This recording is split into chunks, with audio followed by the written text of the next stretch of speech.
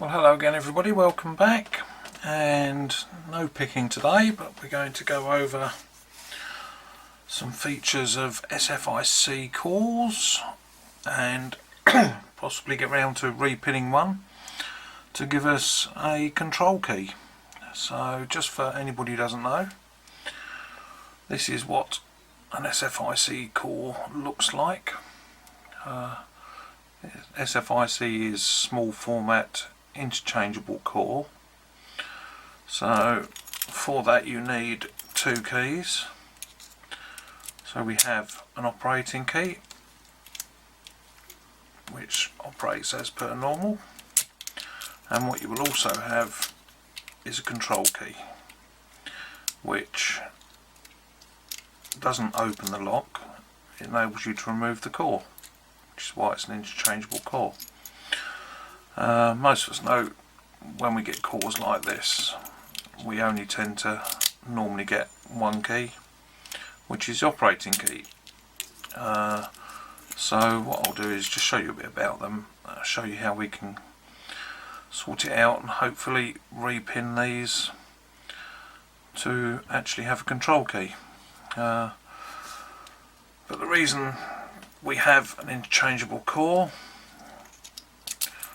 is for a multitude of uses. They can go into mortise cylinders, into padlocks, and even Euro cylinders. With this one you can actually see as we go in. So we're now in the opening position. Once we slot that in, I don't know if we can see properly on camera there. When you turn it, it comes back and that actually locks the core into position. So you've got one core, one style of core with a multitude of uses. They can also be master keyed, but we're not going into that at the moment. That gets a lot more complicated. We're just going to sort out about a control key. So this one we have a control key and the operating key, but we have another one here which has an operating key but no control key. So what we do have is another key which is a slightly different bitting, as you can see.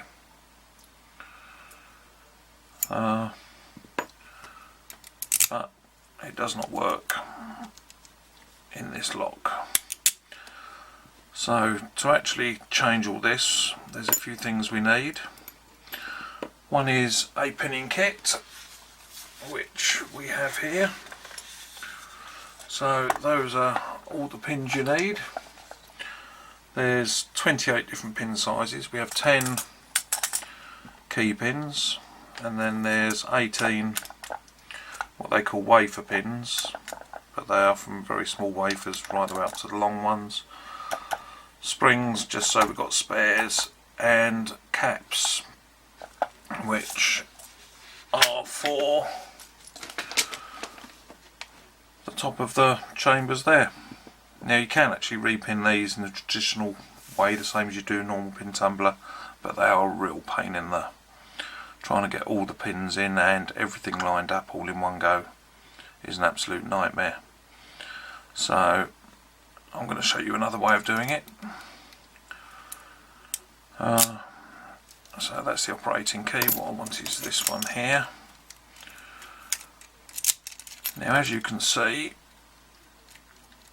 we have effectively two cores, so we've got two shear lines. So we've got this outer with the shear line, which is, let's get something to point with, that is effectively where the shear line is. Hope we can see that on the camera. And we have the operating key, which, as you can see, the shear line is here. Now when we're working out the keys, everything works on code numbers, which are actually quite simple. One thing we need to remember is the code for the control key, or the control sleeve. The depth of that is 10. So the first thing we need to do is actually work out the key codes. So to do that, the easiest way is having one of these, which is a key gauge, where you slot the key in, slide it along, and where it stops gives you the coded number. So we have 5, 7, 1, 1, etc. for that key, which we're going to keep as an operating key, and then we do the same for the control key. So once we've got those coded numbers, you can actually get the codes from the depth of the cut there with a set of calipers, but I've found that isn't quite so accurate, and it takes a little bit of working out, even though we do have numbers. So it's much easier to use one of those if you can get your hands on one.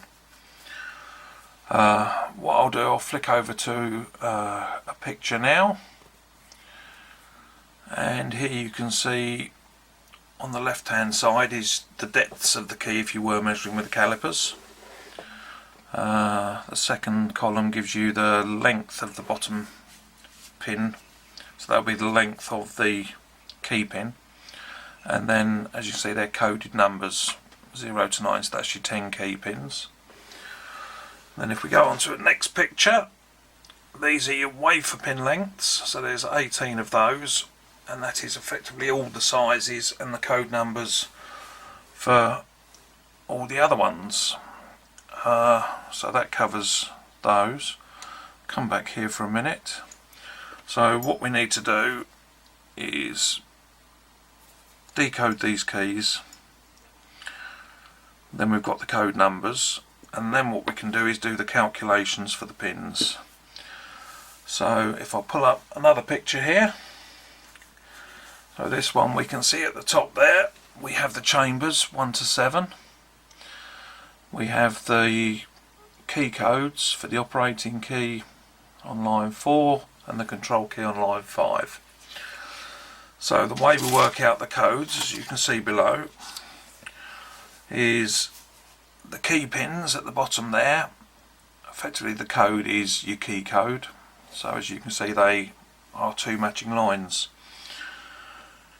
To get the control pins, what we do is we take the control code, so on chamber 1 we'll have 8, we add 10 to it, that's 18, and then you deduct the key pin, which is 5, so that will give you the 13. That works the way across. So as you can see we have chambers 3, 5, 6 and 7 are all 10 because the bitting on the keys, or the key codes for the 2 keys, are the same. It's only those 3 with the differences which make the difference, which makes the control key work. So back to here. So that's how we do it. So what we then do, I've got some prepared here, is we pull out all the pins, so they're all colour coded in there, and those are all your different pins. So your bottom ones here, that's your key pins, then your control pins, then your driver pins, springs, and then caps for the top.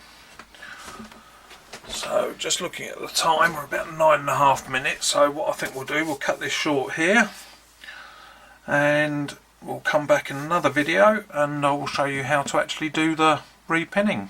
Anyway, thanks for watching, see you again soon, bye.